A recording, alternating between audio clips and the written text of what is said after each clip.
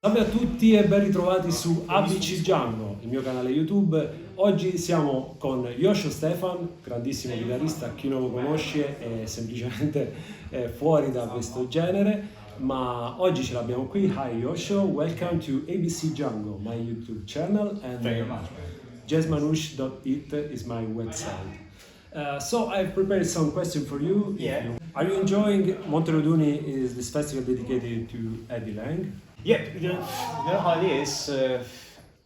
At the moment, I'm touring so much. I'm playing all over the world, and everything is great. Everything is fine, but it's a pity that you don't have a lot of time to see really much. You know, we just arrived. You know how it is. Then you go to the hotel, take a nap, then you just do the sound check, and then you play, and then you know the next day, next city. But it's so much stuff is going on this year. You know, I was in America. I was already like playing in Germany and in England and Vienna and Italy. Came back to America. So and the July is like really packed with a lot of different countries. Starting again in America, then I was in Spain, Italy. I was in Switzerland, Austria, in Poland, and now here. So it's so much. Let's say I get so much impressions, and sometimes you think, wow, it would be great to have like a few days off just to remember all these great things, but it's like pop, pop, pop. Every day something is happening. But I really enjoyed it. Yesterday we played in Avellino. That was a great show.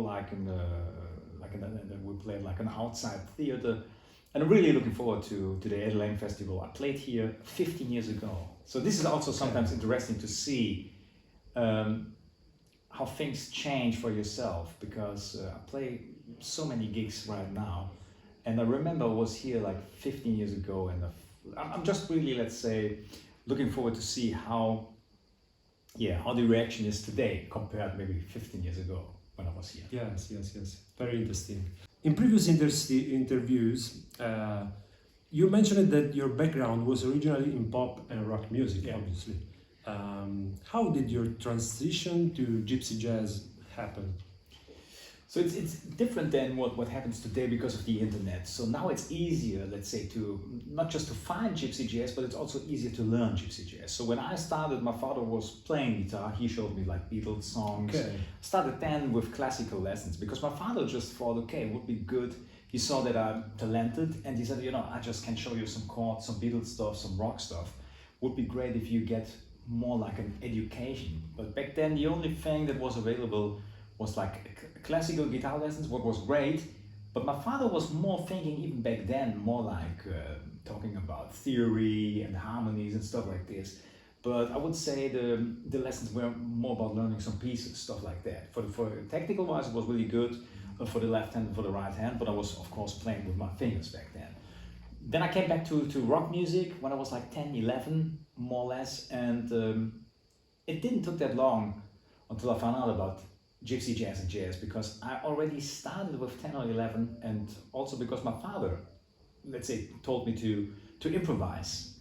That was funny. He said, just play something. I said, what do you mean just play something? Because I just learned everything note by note back then. And you know, it was also like boring, learning every solo note by note. And so I started to improvise on blues stuff, on rock stuff, pentatonic scale, stuff like this. And then I found out about jazz, Wes Montgomery, George Benson, and people like that. And then I heard Django Reinhardt, and I heard the minor swing. I think it was just like a mixtape from my uncle. I just thought, wow, this is interesting. And my father, he knew, he said, oh, this is Django Reinhardt, but he never really listened to that kind of music. And that, I was maybe like 12 or 13 when I discovered gypsy jazz. But once again, it was much harder to learn it back then. Because now you have so much information if you watch all these videos, tutorials, the online lessons that are available. So I just found out everything by myself, or let's say I would even not. I would not even say that I found out about everything. I just found my own way to play this stuff. Some stuff that I really understood, like playing downs and doing the rest stroke. That was obvious for me, but to find out that you have to play a lick like this with the triplet thinking, it's more or less down, up, down, up, down, up, down. That took some time to understand. And, Yes. you know, as soon as you crack the code, then it's getting a bit, let's say, it's getting a bit faster to transcribe stuff and to understand what it's all about, or to understand, okay, this is just a regular A chord. And Django was using often Some approach. just the 1, 3, 5 with some enclosure notes, stuff like this. So that took, of course, a few years. But when you're young, you have time enough to discover all that stuff, I would say. So we go to the next question. Your improvisation language is very distinctive and personal. How did you develop it?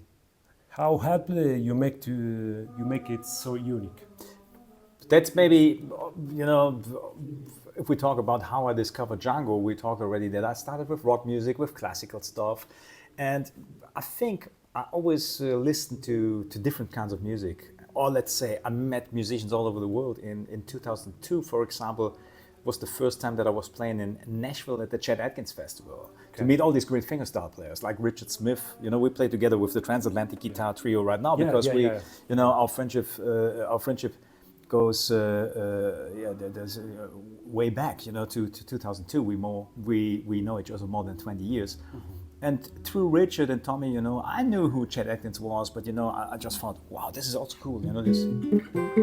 Yes. And once again, I was back, was thankful again that I had some classical lessons when I was younger, because it was a bit easier for me to use like a fingerstyle intro for one of the songs, stuff like that. And that's what I think, what I just tried to do is to include all the stuff that I really like and to get like an own personal style, because if you play gypsy jazz, it's always related to Django Reinhardt, of course. Yes, but of course.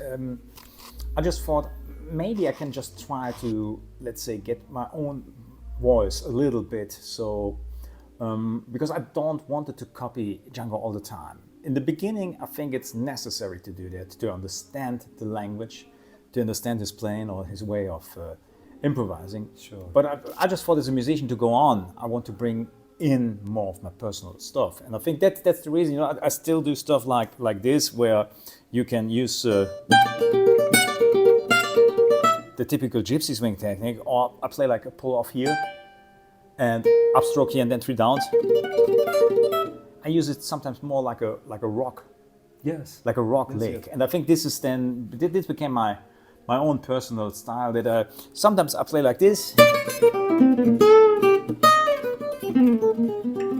Sweet And part. then I switch, you know, to let's say play more like an electric guitar player or whatever. yes, I just use what I need at the moment when I'm on stage, I would say. It's like an hybrid style. So Yes, yeah, and different styles even. You know, it's not just let's say I tried also when I was younger different Django Reinhardt licks with different techniques, just because of the reason that I had no clue what is the right way. Is it like 3 downs? Is it down, up, down? Yes. Or is the whole thing alternate picking? Or is the whole thing just with downs? You know, and that kept me very versatile or flexible, I would say, until today. I never really tried to, let's say, change it that way, that I just play with the gypsy swing picking technique. Yes, I really appreciate your personal style of this music, approach for this music. Thank you very much.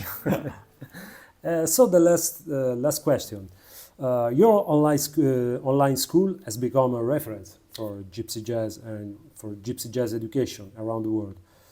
What would you say to someone who wants to approach this genre today? Yeah, you know, this is the thing, because you asked me how I learned, and as I said, you know, you have a lot of information, even if you watch YouTube or whatever. But it's the good thing about the online channel. What I do, I just thought I want to do it different than all the other players, and you know, I think it's good that you have let's say, a lot of channels available.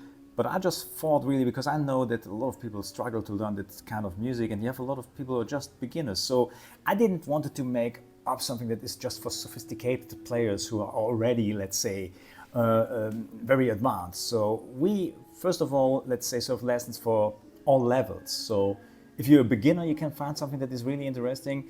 And let's say if you're a really good guitar player with a good technique, we have also this, what we call advanced transcriptions, where you can learn let's say, stuff like Shiriki in a fast tempo, or we have La Gitane, or the waltz, stuff like that. But we also have like lessons for beginners, just to learn a song like Artillery Lourde really easy. Because it's sometimes better to start with stuff like this than try to play directly the fast stuff, or it's just a good exercise also for the right hand, stuff like this. So that's, and also for people who are more interested in different styles. We had, for example, Matteo Mancuso as a guest, and then he showed like 2 licks. Or we have now, I think our newest lesson that we did is with Peter Autschbach. He's a German jazz guitar player. Some people want to know more stuff about theories. Well, sometimes we have like guests. So you find a lot of different stuff that is also involved in the Gypsy Guitar Academy, that is not just about Django's music. And of course we have the usual standards that people are searching for, but I also do stuff like a jazz standard or something that is more popular or whatever. Also here I try to have, let's say, a variation of stuff, so that it's not I always try to, let's say, keep it fresh for myself and also for the students who are participants of the online school. Yeah, so this is very important. You know what I mean? They don't need to learn the same medium swing song every month. So that's what I really, and people always ask me, I really take care of that, and people always ask me if I'm practicing a lot, and said I'm glad that I do a lot of workshops or the online school, because if you're a professional musician who's touring as much as I do, more than 200 gigs a year, there is no time for really practicing. But preparing new lessons, that helps me also to keep my mind fresh, thinking about stuff, maybe something that I never played before. This is always my goal every month, to include something that every student says, okay, even if there are already, let's say, 100 songs available, there is a new one with something new that we didn't, let's say, learned already within the 100 songs that are available. So I think it's really, the lessons are really, let's say, wide from the let's say, from the stuff that I try to include on every song. Yes, it's very helpful for us, and thank you so much for this interview. Yeah, you're welcome. Do you want to play something with me? Let's play, if you agree, Mr. Sandman. What key you play in? C. Okay. 1, 2, 1, 2, 3, 4.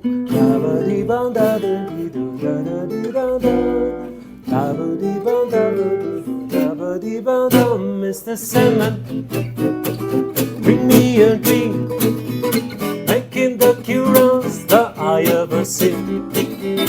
Giving to lips like roses and clover. Then tell me that the lonesome night's now over. Sandman, I'm so alone, don't have nobody to call on my own. Please do on your magic thing, Mr. Sandman, bring me a dream.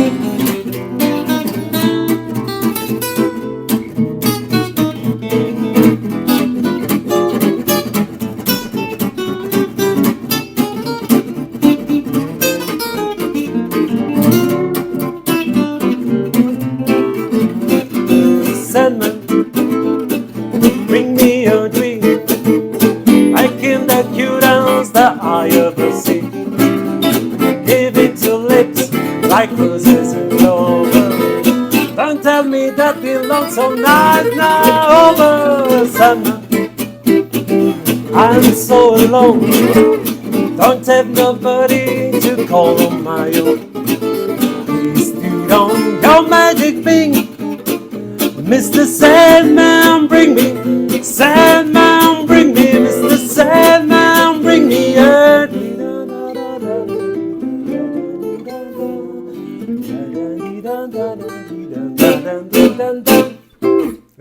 That's it. Nice.